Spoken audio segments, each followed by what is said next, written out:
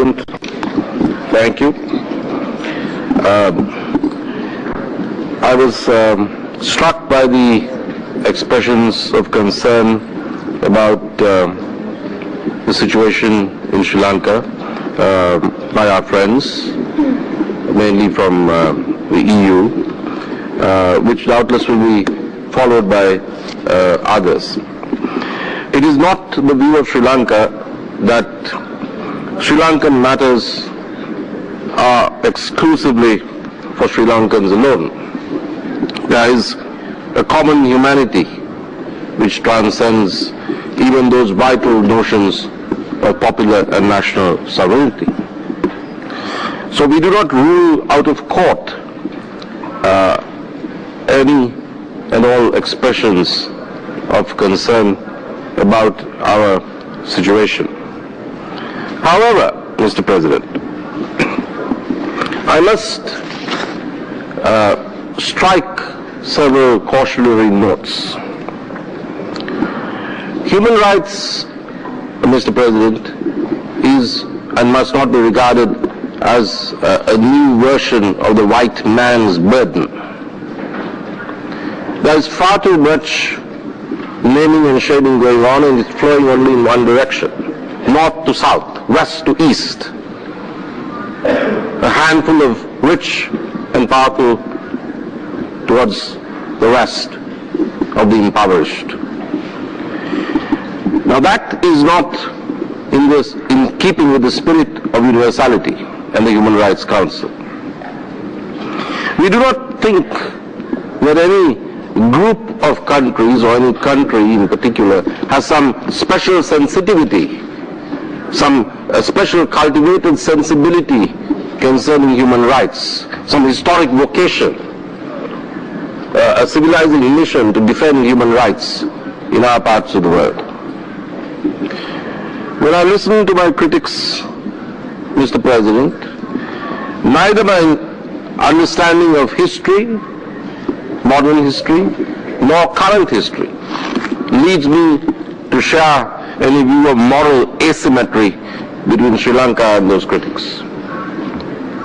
We in Sri Lanka are trying to reunify our little island nation. The Sri Lankan government cares no less for its citizens than those well-intentioned critics do. We all live together on a little island, Mr. President.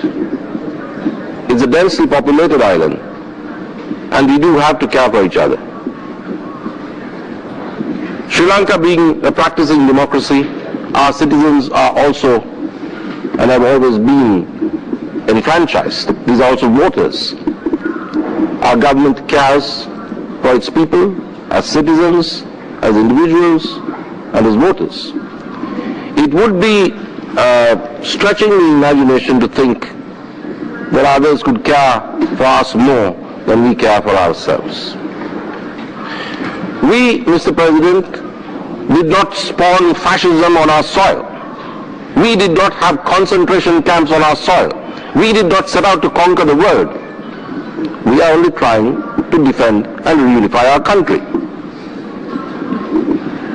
I heard a criticism of the Sri Lankan government's position and an endorsement of the critique of the IIGEP. It's a novel experiment, Mr. President. In the middle of a conflict, we have invited international observers to help our Commission of Inquiry and to act as observers with an oversight capacity. There are doubtless asymmetries and misunderstandings. But we would also, in the same spirit of our critics, ask whether an international commission of inquiry has been appointed to find out what happened that night in Stamheim prison, where Andreas Baader and Ulrike Meinhof and many others were found hanging in their cells. We, Mr. President, do not believe in neutrality. We did not adopt a posture of neutrality between fascism and democracy in order to build up our prosperity. We do not need lectures from those who did.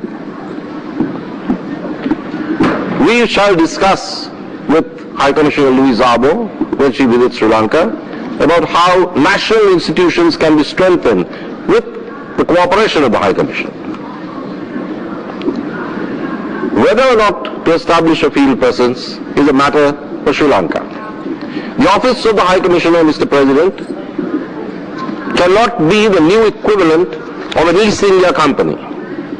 That Sri Lanka shall not subscribe to. Thank you.